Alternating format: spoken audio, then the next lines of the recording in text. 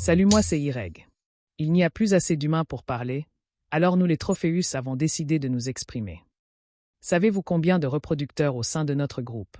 Et vous combien vous pourriez en avoir dans un aquarium? Seriez-vous assez compétent en décor pour que certains de nos mâles se reproduisent? Et pour les femelles, comment faire? Dans le lac Tanganyika, comment ça se passe? Je vais vous le dire. Car je suis un F1 et ma mère, une cyclide Trophéus Duboisy Massois sauvage, m'a raconté des trucs quand j'étais encore un Allemand. Au fait, Ireg, c'est pour irrégulier. Ma bande jaune n'est pas la plus parfaite du lot, mais je n'aime pas qu'on me le dise. Merci Eric, c'est sympa de nous consacrer un peu de ton temps. Les dominants n'ont pas voulu s'exprimer, ils se disent trop occupés.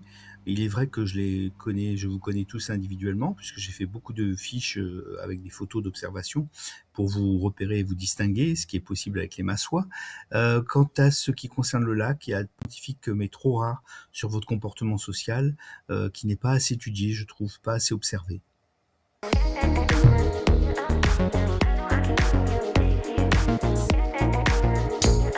Eh bien justement, commençons. Vous les humains êtes trop lents. Là en revanche, c'est du sérieux. Bluehead est une des deux femelles qui se reproduisent avec Princey qui vient ici la voir. Au fond, il y a Fondette, l'autre reproductrice, qui les observe. Elles ne sortent pas beaucoup de leur grotte. Ça doit être un des éléments qui permettent la repro et l'élevage. Dans le lac, ce territoire de repro n'est que provisoire pour la femelle. Mais là, dans un aquarium, elle s'y accroche. Malgré la taille du bac de presque 2 mètres et presque 1 de large, il n'y a que 3 femelles à se reproduire vraiment.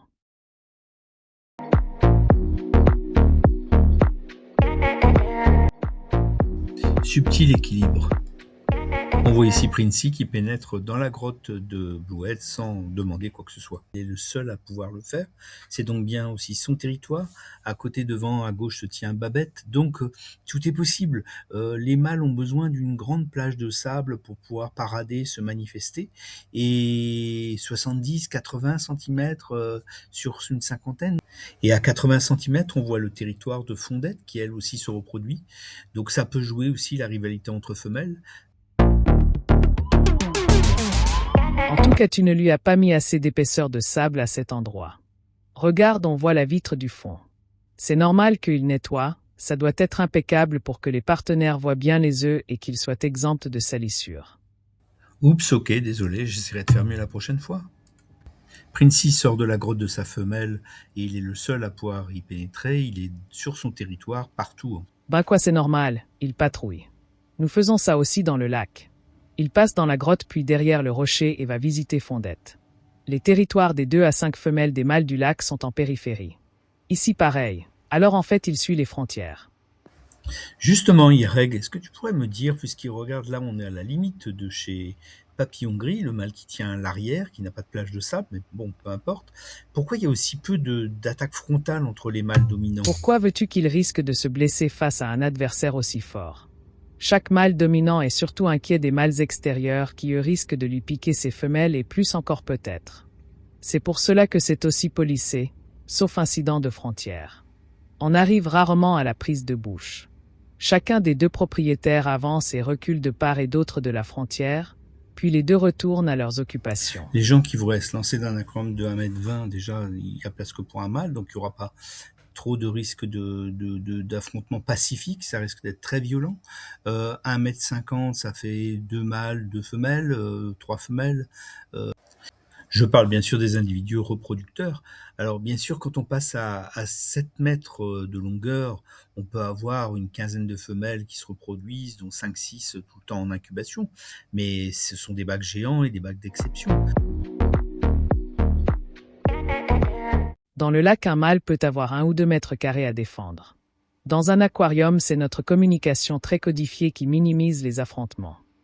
Les territoires sont très stables, c'est-à-dire que les scientifiques ont vu que d'une année sur l'autre, on retrouve les mêmes protagonistes aux mêmes endroits, jusqu'à ce que l'un d'eux disparaisse, soit supplanté. Mais enfin, il y a finalement une grande stabilité.